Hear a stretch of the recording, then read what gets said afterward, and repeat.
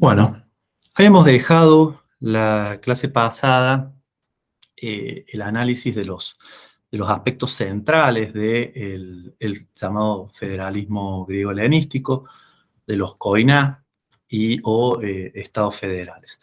Habíamos indicado también que pese a tratarse de un fenómeno que adopta cierta fuerza en época helenística, en realidad se retrotrae a finales de la época clásica. Y también habíamos alcanzado a indicar que quizás los dos grandes ejemplos de koiná o estados federales helenísticos serían el koinón de los etolios en Grecia Central y el koinón de los aqueos. Ambos son importantes, independientemente del conocimiento epigráfico, mucho mejor en el caso de los etolios que de los aqueos, o histórico, mucho mejor en el caso de los aqueos que de los etolios. Son importantes porque en el siglo III y comienzo del siglo II, la segunda mitad del siglo III y las primeras décadas del siglo II a.C. se van a convertir en actores verdaderamente relevantes dentro de la política interestatal helenística en el Egeo, y primero van a integrarse al juego político y van a enfrentarse o aliarse con los macedonios. Los aqueos van a fluctuar bastante, los etolios van a tener una postura fuertemente antimacedónica, y luego, posteriormente, con la llegada de Roma a finales del siglo III a.C., van a jugar también una carta importante en el juego interestatal. Y vamos concretamente al primero de los casos, ¿no? Que es el de Etolia, el koinón etolio, que hacia el 229, 228 a.C., que es el mapa que tienen aquí en la diapositiva, los etolios van a llegar a controlar todo lo que es Grecia Central, ¿no? Y además van a tener una posición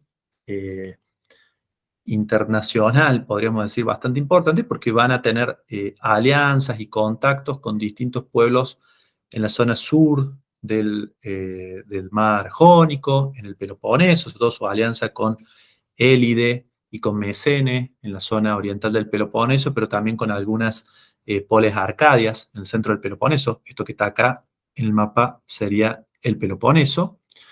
Y también algún tipo de contactos, sobre todo de Isopoliteia o de Asilia, con algunos estados del Egeo. Pero, digamos, el territorio más importante controlado por los etolios va a ser el de Grecia Central, ¿no? Que vemos ahí en el mapa, y que lo va a llevar a los etolios a superar esto que marco concretamente con el cursor, que era el territorio central de Etolia, ¿no? Ya vemos en el centro del territorio de Etolio, acá está el santuario, la ciudad, podríamos decir entre comillas, no tiene una clara urbanización, pero sí tiene un santuario muy importante, que es el santuario de Apolo Termo, que es donde se van a llevar a cabo unas de las asambleas regulares del koinón, y que posiblemente son el tipo de asamblea más antigua, porque debido al lugar central que ocupa Termos en el territorio etolio, ¿no? Esto estoy diciendo que es en el año 229, 228, que es justamente hacia el final de la guerra contra Demetrio II, rey Antigónida, padre de Filipo V, rey por ahí un poquito más conocido, con el cual se enfrentaron los etolios y obtuvieron una serie de ganancias territoriales, sobre todo hacia la zona sur de Tesalia, como puede verse, Farsalia, Gonfoy, como ciudades importantes del sur de Tesalia, van a quedar incorporadas al koinón etolio después de la guerra contra, efímeramente incorporadas después de la guerra contra Macedonia, contra Demetrio II, así como también algunos territorios también bastante estratégicos como la Tebas Teótica, y son todos territorios que se van a perder posteriormente con el enfrentamiento con Antígono II Dosón y Filipo V de Macedonia, ¿no? Que va a marcar la crisis del koinon etolio. Pero el momento de máximo apogeo es del año 229, de integración e incorporación política de todo lo que es Grecia central. Y en ese sentido, con respecto a lo que conocemos de la historia temprana del koinon etolio, podemos decir que hay evidencia de cierta base étnica tribal arcaica, por lo menos desde el siglo VI a.C. En el sentido hay una serie de referencias históricas en el texto de Peter Funke, que nos dan la pauta de que existían tres grandes tribus, que en realidad están atestiguadas en Tucídides, en el libro tercero de la historia de la guerra del Peloponeso, que son los apodotes, los ofiones y los euritanios, y cada una de esas tribus divididas en pequeñas subtribus, ¿no? Estas tres tribus, de cualquier forma, ya hacia el año 426 a.C., que es el momento durante la guerra del Peloponeso, en el cual los atenienses, dirigidos por el estratego Demóstenes, aliados con los etolios, los mesenios que estaban instalados por los atenienses en la ciudad de Naupacto, acá al norte del Golfo de Corinto, lideran una campaña contra los etolios y sufren una derrota porque justamente estas tres tribus muestran en la obra de Tucídides ya una cierta capacidad de cooperación militar, aunque es claro que desde el punto de vista institucional, estas tribus mantienen cierta independencia entre sí, porque por ejemplo, en el mismo libro tercero de Tucídides, el capítulo 100, cuando envían los etolios una embajada a Corinto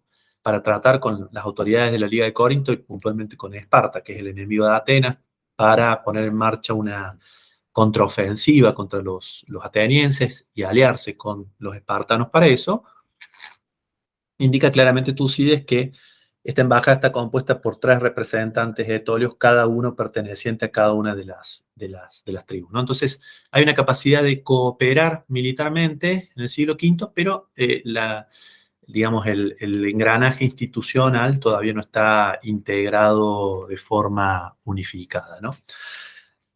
Por otro lado, aunque el estímulo ateniense tiene que haber sido importante para estimular ciertos cambios, para generar ciertos cambios políticos en Etolia, como plantea Emily McKeel, en el capítulo que ustedes tienen, pero de un libro por lo demás muy importante, del año 2013, Creating a Common Polity,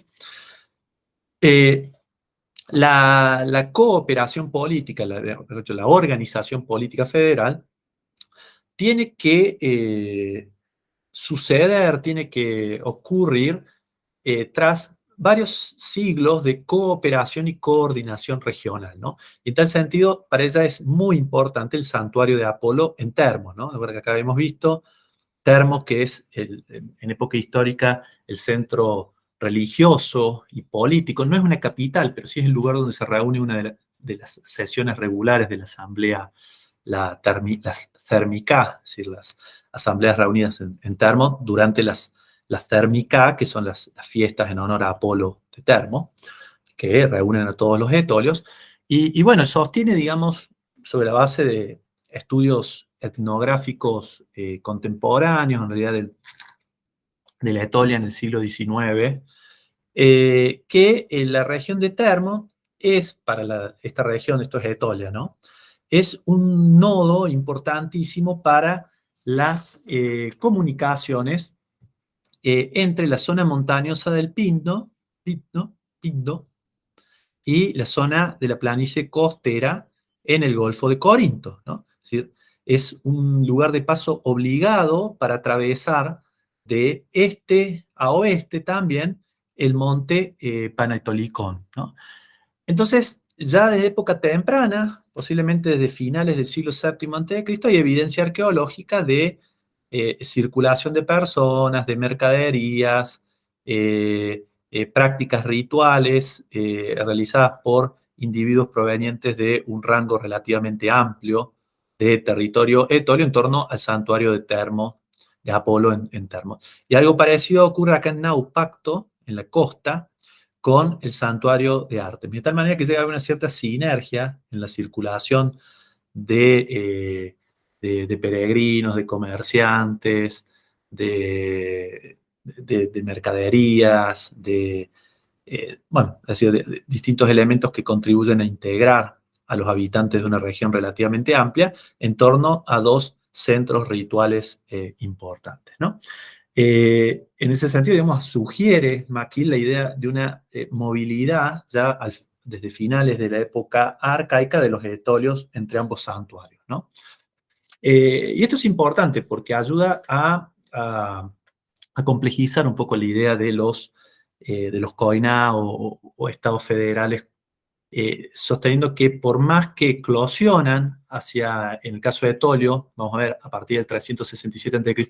está la evidencia más clara de una institucionalización, de una creación de un Estado federal, y en el caso aqueo, a partir de comienzo del siglo III, del 281, 280 a.C., por más que se produzca en esa época tardía la prueba evidente de que hay una institucionalización de esas formas estatales federales, esas formas estatales federales responden a procesos de más largo aliento, es decir, no tienen que ver simplemente con la amenaza política y la posibilidad de reaccionar a la misma, es decir, tiene que haber otros factores por detrás que ayudan a explicarlo, ¿no? Y en tal sentido hay una serie de fechas importantes a tener en cuenta, que son de vuelta el 426 a.C. por los motivos expuestos, el 367 a.C. porque se conserva la primera inscripción, que es una inscripción ateniense, por la cual, un decreto ateniense, por el cual se instruye al consejo para que le envíe un heraldo al koinon de los etolios. La inscripción dice to koinon, to tona y tolón, lo cual ha generado toda una gran discusión sobre si en realidad ese koinon, ¿se acuerdan que yo dije que por ahí una de las grandes impugnaciones al uso del término koinon para designar o denominar a esta federal es que a veces tocoinón aparece también como sinónimo de asamblea, ¿no? Entonces, dice el tocoinón, totona y tolón, ¿no? La asamblea o alcoinón de los etolios, aparece en el 367, se le pide que le mande una embajada para quejarse de que hay unos heraldos sagrados, unos spandóforoi atenienses enviados durante la tregua de los misterios de Eleusis, ¿no? Son enviados sagrados a los cuales habían aceptado los etolios respetar, pero que los habitantes de Triconion, que Triconion es una de las ciudades etolias más importantes, los han capturado, ¿no? Independientemente de que se entienda, por lo menos lo que plantea Peter Funke y lo que plantea más o menos la ortodoxia historiográfica al respecto, es que independientemente de que entendamos tocoinón como la existencia de un Estado federal o como simplemente la referencia a una asamblea, es que por un lado hay una asamblea o hay una institución central y que por otro lado los atenienses entienden al enviar una embajada ahí que ese tocoinón tiene injerencia o capacidad de acción sobre los habitantes de Triconio para forzarlos a dar marcha atrás con esta captura de estos espandóforos, ¿no? Entonces se toma, digamos, como un terminus ante quem o sea, es decir, necesariamente tiene que haber surgido antes de eso, el coinón de los etolios, el 367.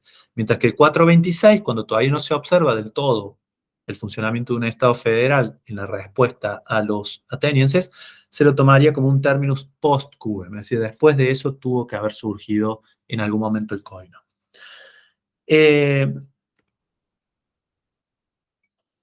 Yeah. ¿Qué pasa en el caso aqueo, el caso de Etolio, con el tema de las instituciones federales y la doble ciudadanía, que lo veníamos indicando como un elemento importante a tener en cuenta en un Estado federal? Bueno, por un lado, hay que señalar que había dos tipos de asamblea. O sea, primero que la asamblea era la institución principal, la asamblea primaria, en la que se supone que podían participar todos los ciudadanos etolios del territorio. Etolia no es una región de Grecia fuertemente urbanizada, donde existan muchas poleis, al contrario. Entonces es muy posible que en algún momento el criterio para integrar políticamente a los territorios que iban siendo integrados al Koinon fueran las subtribus, es decir, en algún momento desaparecen esas tres tribus grandes y quedan estas subtribus como unidades territoriales, ¿no?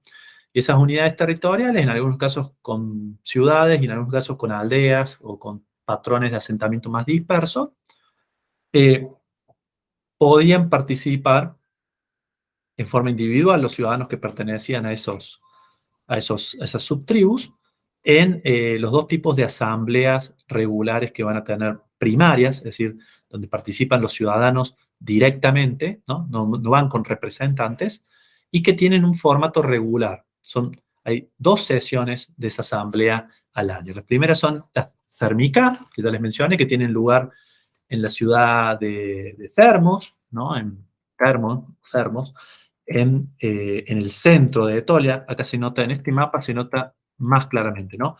Esto era el territorio original de Etolia, y Termon, que era el lugar donde estaba el santuario de Apolo, no solo era un lugar de paso obligado que generaba eh, intercambios, generaba contactos, generaba retroalimentaciones entre las distintas regiones de Etolia ya desde finales de la época arcaica, sino que también estratégicamente estaba en el centro de Etolia, ¿no? Uniendo lo que era la región más montañosa con la región de la costa.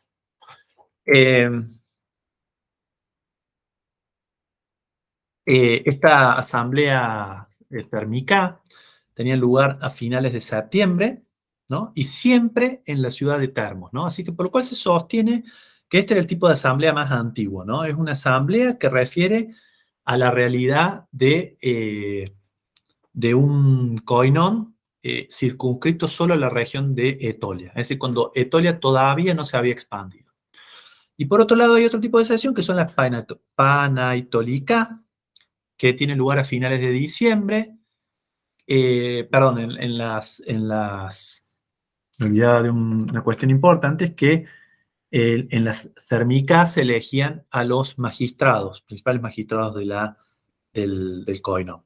La Panaitolica tenía lugar a finales de diciembre, generalmente relacionado con el inicio o el inmediato inicio de la temporada de campañas militares, ¿no? La época del año más propicia para llevar a cabo las acciones militares en Grecia, el cual había que tomar decisiones importantes, sobre todo relacionadas con la declaración de la guerra, la paz, las alianzas, etc.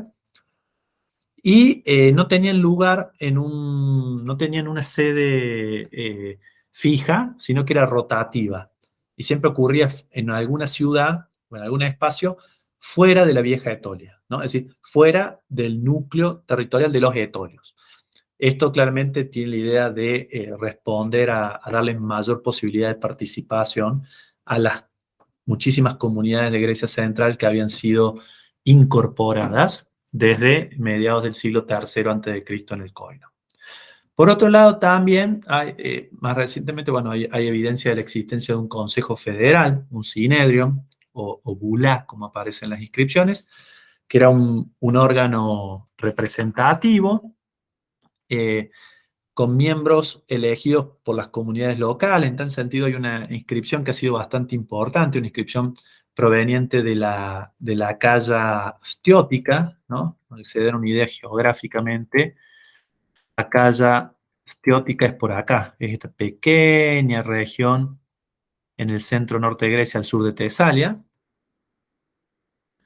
Y ahí había dos pequeñas ciudades, una que se llama Melitea y la otra que se llamaba Perea, que en un momento se separan, es decir, estaban unidas, habían llevado a cabo una especie como de eh, eh, simpoliteia, pero se acuerdan que cuando veíamos el texto de Pascual González, podía haber una simpoliteia bilateral entre dos comunidades. Bueno, en un momento se separan y lo que especifica, porque el que actúa como mediador y garante de esta separación es el propio Koinon Etolio, y se especifica que cuando se separan estas dos comunidades, ¿no? Perea, que es la comunidad más pequeña, va a seguir enviando un representante a la bula, mientras que Melitea se va a quedar con el resto, ¿no? Entonces sabemos que había un tipo de representación podemos suponer que tenía algún grado de proporcionalidad, ¿no? Que las comunidades más pequeñas tenían menos representantes, las comunidades mayores estaban mejor representadas. Vamos a ver que en el caso de los aqueos, eso ahora gracias a una serie de listas de nomógrafos, una especie de magistrados relacionados con la redacción de leyes concretas, bueno, quedó claro que hay un criterio de proporcionalidad y de representación.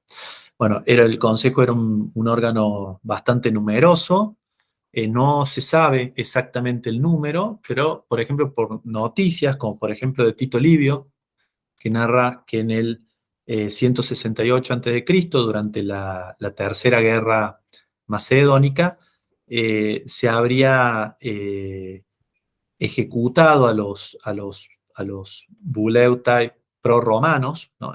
Perdón, favorables a Perseo, con, con el beneplácito de los romanos, y que los muertos habían sido 550, ¿no? Y por otro lado, en ese momento, en el 168 a.C., los etolios ya habían sido derrotados en el 189 a.C. por los romanos. Habían experimentado ya en esos últimos 20 años muchas pérdidas territoriales. Prácticamente Etolia se reducía a la vieja Etolia. Entonces, el hecho de que tenga tantos representantes la bule hace pensar a la mayoría de los historiadores, entre ellos, por ejemplo, John Granger, tiene varios estudios importantes sobre los etolios, que el número pudo haber sido de unos 1.500 buleutai, 1.500 consejeros, entre el 230 y el 220, es decir, el momento de máxima expansión del koinón etolio en Grecia Central. Y hay otras instituciones más enigmáticas, pero no por eso menos importantes, como por ejemplo los apokletoi, ¿no? Que los apokletoi son, al parecer, una especie de cuerpo separado y con deliberaciones secretos encargados de establecer relaciones de tipo diplomáticas, ¿no? También hay alguno que ha dicho que estos apokletoi fueron una invención tardía de la guerra digamos, cuando los etolios entran en alianza con Antíoco III para hacer la guerra contra los romanos en Grecia. Bueno, habrían tenido que crear este cuerpo consultivo permanente como parte del consejo para llevar a cabo las negociaciones con Antíoco. Concretamente es la tesis de John Granger, ¿no? Que él ha puesto como mucho el énfasis en el desarrollo histórico de las instituciones etolias, tratando de ver cuál es el momento en que se desarrollan, cuándo es el que no. Pero como tenemos una gran brecha, un gran vacío en la información proporcionada por la epigrafía, cualquier tipo de lectura al respecto no puede ser más que hipotética y conjetural, ¿no? Pero bueno, la idea sería que sería un cuerpo más pequeño que lidiaba con cosas un poco más cotidianas. En buena medida la información que tenemos es de las relaciones diplomáticas con Antíoco III o con los enviados romanos, sobre todo cuando los etolios están tratando de negociar la paz, salir de la guerra. Y en cuanto a los magistrados, bueno, están representados la existencia de un estratego, ¿no? Que sería el máximo magistrado federal, un hiparca y un gramateus. Un hiparco sería el comandante de la caballería, pero también con funciones ejecutivas, digamos, en época helenística y en los coená, en el caso de Aqueo también, están confundidas un poco las funciones políticas y militares dentro de las magistraturas, cual también es una herencia de la Grecia clásica. Estos individuos son elegidos en la asamblea por el término de un año. Incluso aparecen mencionados los tres juntos como conformando una especie de consejo de magistrados, ¿no? Que aparecen en las inscripciones públicas, por lo menos desde el año 262, 261 antes de Cristo.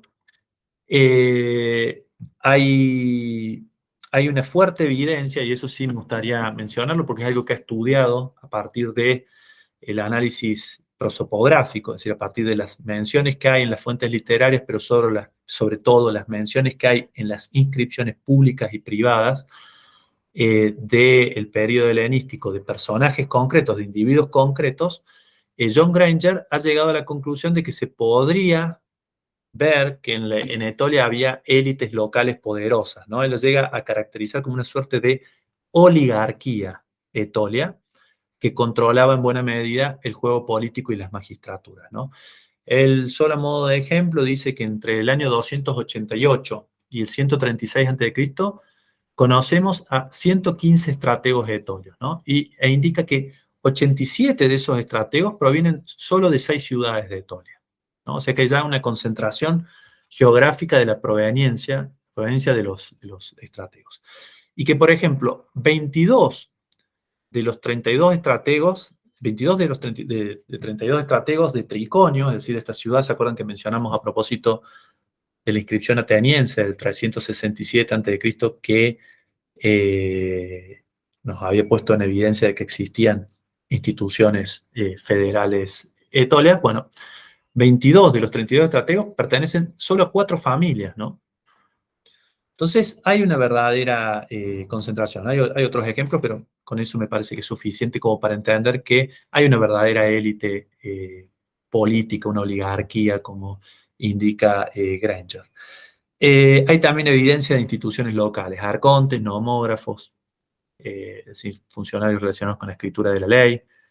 Arcontes serían magistrados principales en cada una de las polis etolias, los tamía y tesoreros, ¿no? Es decir, existen instituciones, magistraturas, asambleas y consejos en cada una de las polis que forman parte del Coinón Etolio. Lo que pasa es que no solamente está formado por polis el Coinón Etolio, ¿no? Bueno, esta estructura federal fue muy importante y tuvo muchísima vitalidad, les decía, desde mediados del siglo III a.C. hasta comienzos del siglo II. Va a empezar a entrar en crisis a partir del 220, sobre todo resultado de su enfrentamiento militar, primero durante la Guerra Social, entre el 220 y el 217 a.C., contra Filipo V de Macedonia y la Liga Helénica, la alianza que había creado Antígono Dosón para enfrentarse a Cleómenes III de Esparta, y que incluía al rey de Macedonia como hegemón y a toda una serie de etné, de pueblos, o podríamos decir de coiná, de estados federales griegos, aliados a Macedonia, como eran, y algunos subordinados a Macedonia en verdad, pero que aparecen como miembros de la Liga Helénica, como Tesalia, pero otros claramente independientes, como el coinón aqueo o el coinón de los acarnanios. Se van a enfrentar a los etolios, los van a derrotar. Y posteriormente los etolios, pocos años después, entre el 212 y 211, se van a aliar con Roma para enfrentar a Filipo V en lo que es la primera guerra macedónica hasta el 205 a.C., la paz de Fénice. Y posteriormente lo que va a ser la Segunda Guerra Macedónica, esta vez ya dirigida por Roma, entre el 200 y el 197, los etolios van a entrar en la última parte del conflicto y van a participar, por supuesto, en la batalla de Sinoce. Pero posteriormente va a haber una serie de desacuerdos entre Etolia, el Coinón Etolio y Roma, que van a llevar a los etolios cada vez más a apoyarse en Antíoco III, rey Seleucida, que venía de realizar una serie de campañas exitosas, primero en Oriente y posteriormente en la zona de Asia Menor y la zona de la Turquía europea. Y eso va a terminar en la guerra siria, como lo denominan las fuentes romanas, y la rendición de los etolios en el 189 a.C., que van a quedar convertidos en aliados del pueblo romano, pero al parecer con un cierto estatus degradado, ¿no? Algunos historiadores hablan en favor de la firma de un primer ejemplo en el mundo griego de un foedus inicum, es decir, un tratado de alianza desigual. Vamos a cerrar aquí con los etolios y vamos a grabar un video aparte con los aqueos para que no quede tan largo.